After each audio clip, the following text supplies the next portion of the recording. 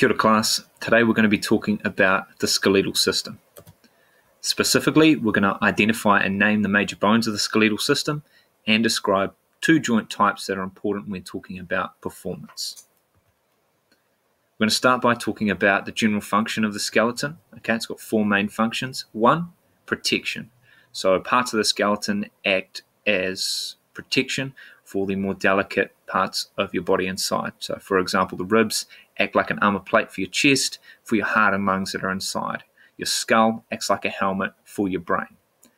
Second point is shape and support. Obviously, bones are our framework. They're what everything is attached to, and they're what keep us standing upright and give us shape. Another one is movement. Obviously, bones are really, really important. The skeleton is really, really important for movement, for moving around.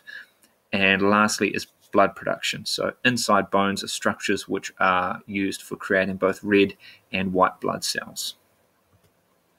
Looking at some of the major bones now, we're going to start at the top, looking at the skull. The parts that you need to be aware of are the cranium, which is the big round bit with your brain inside, your maxilla, which is your facial bone, and your mandible, which is your jawbone. Moving down, we're looking at the chest and torso. In the middle of your chest is your sternum. Outside that are your ribs, your rib cage. Down the back of our body we have our vertebrae, which come together to form our spinal column. And down at the bottom there we have our pelvis, and you'll be able to feel most of those. For example, the pelvis, if you put your hands on your hips right now, you can probably feel your pelvis bone under that. Looking specifically at the arms now, we have our clavicle. That's this bone at the top here, often called the collarbone. On the back we have our scapula. Again, if you're really, really flexible, you might be able to reach back there and feel that. The upper arm is called the humerus, and down in the lower arm we have two bones called the radius and the ulna. Now, it's really easy to get those two confused, but the way I like to remember it is I put my arm up with a thumb and I say, that's rad.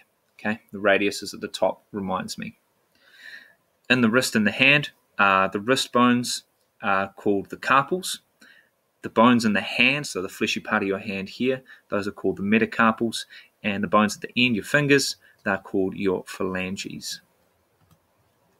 Looking specifically at the leg now, the longest bone in the human body, the femur, or your thigh bone. Down at the knee, we have a little bone called the patella, which is your kneecap. In the lower leg, structured similarly to the forearm, we have the tibia or shin bone, and then we have a little bone supporting that called the fibula. Looking at the feet now, again similar to the hands, we have metatarsals, which are a group of bones that form the ankle. We have tarsals, which are the fleshy part of your foot, and we have phalanges, which are your toes. Part two of this is talking about joints. Now, wherever in the human body, wherever we see two or more bones come together and they meet, we call that a joint. Okay. Some joints allow for movement, while others fix bones together very, very tightly without movement. Okay, so for example, the joint that holds together your skull, okay, those are really, really tightly fixed together, and they don't actually allow any movement between the bones of your skull. That's obviously opposed to, say, something like your knee or your elbow. When bones come together to form a joint, we call those bones the articulating bones. Okay, so if someone's asking what are the articulating bones, I mean, what are the bones that make up that joint? For example, the humerus, the radius, and the ulna are said to be the articulating bones of the elbow joint. They make up that joint.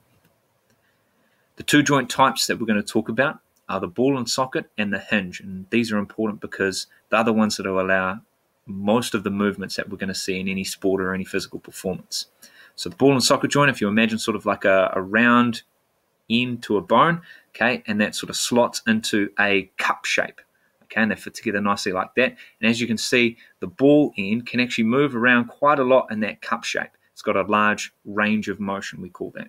So examples of that are both the shoulder and the hip. The other one is the hinge, and it works exactly how it sounds. It's just like the hinges on a door. It just opens and closes, just opens and closes. Okay, that's the only movement it allows. For example, the knee and the elbow both work exactly like this. They just open and close. It can't go sideways, can't rotate. It's just open and close movement. So, in summary, we've identified and named the major bones of the skeletal system, and we have described two types of joints that are important